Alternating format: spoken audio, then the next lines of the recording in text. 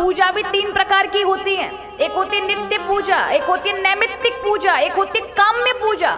ये जो हम डेली प्रतिदिन करते हैं, सुबह शाम दिया जला दिया, भगवान को भोग लगा दिया, ये जो छोटी हमारी आधा घंटा 1 घंटा की पूजा, इसे नित्य पूजा कहते हैं। इसका फल साल भर में मिलता है। कब मिलता है? हम तो चाहते हैं, हमारे पंडित जी ने कहा है तो तुरंत ही मिल जाए। कई लोग तो ऐसे आज करेंगे शाम ही चाहिए, शाम को ही मिल जाए। 1 साल में मिलता है।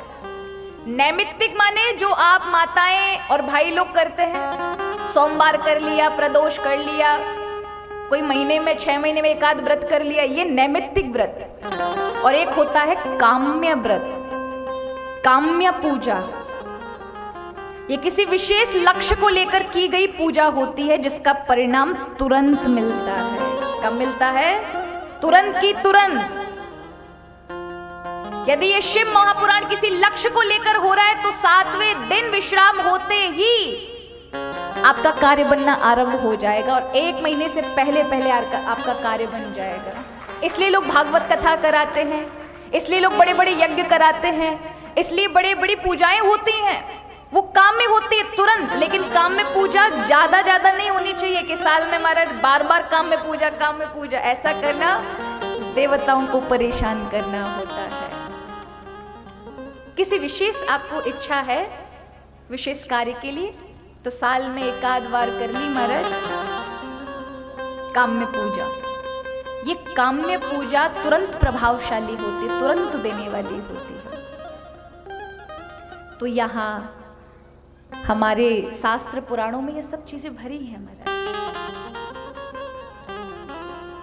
जिसको आयु चाहिए उसे दूध से भगवान का अभिषेक करना चाहिए, जिसे सुख समृद्धि चाहिए उसे शहद से भगवान शिव का अभिषेक माने शिव को चढ़ाना चाहिए शहद, उसके बाद दूध से अभिषेक कर दे।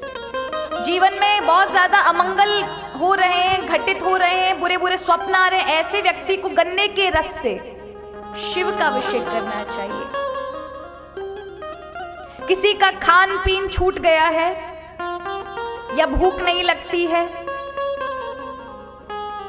ऐसे व्यक्ति के लिए भी महाराज वह जल से, गंगा जल से शिव का अभिषेक करे।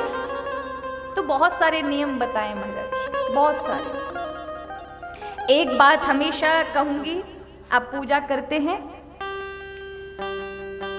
पूजा करते समय एक नियम हमेशा रखें, अपनी पूजा का आसन, जब आप पूजा कर रहे हो अपनी पूजा का आसन अपना रखें।